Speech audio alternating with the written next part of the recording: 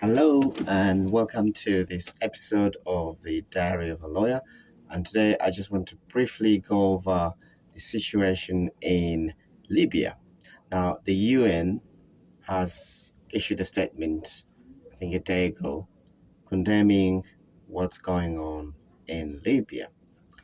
It's a detailed statement which alludes to the situation as to how the Libyan authorities, I think particularly in the east, is treating non-Libyan folks. Some of them stay there and some of them have just come there.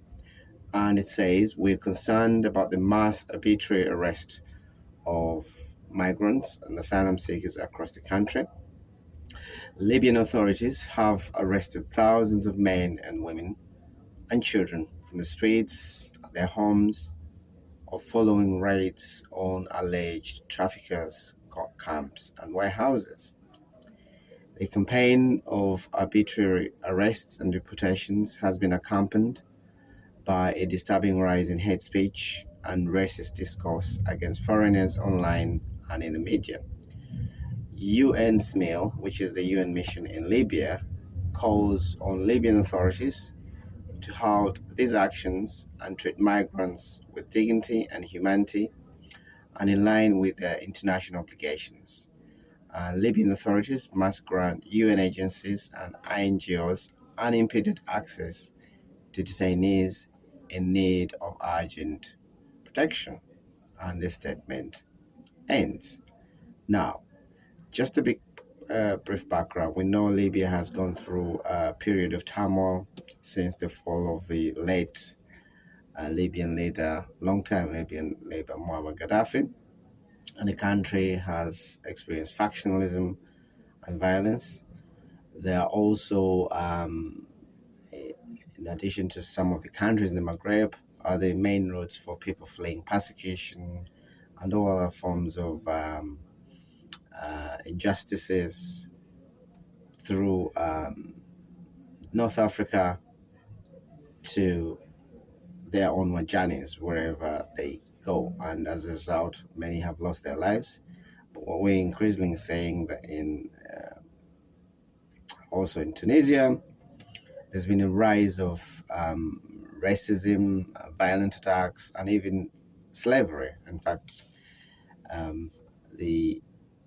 some of the activities were described as crimes against humanity. Now, what is the UN mandate in Libya?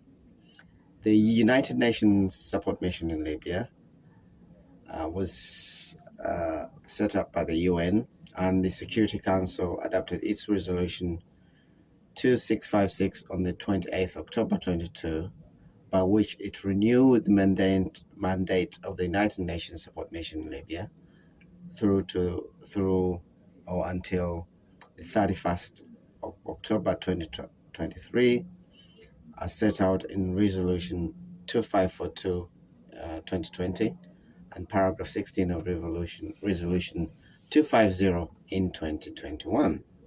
Now, the Security Council, in that Resolution 2020, tasks the UN mission in Libya to be an integrated special political mission in full accordance with the principles of national ownership and exercise mediation through its good offices, and enumerates some of its key mandates, such as inclusive political process and security, continued implementation of the political agreement, ceasefire, a transitional process, a constitutional process, support to Libyan institutions, provision of essential services, securing uncontrolled arms and related material, coordinate international assistance and provision of advice and assistance to government-led efforts, and so forth, and so on and so forth. So the UN has a clear mandate under international law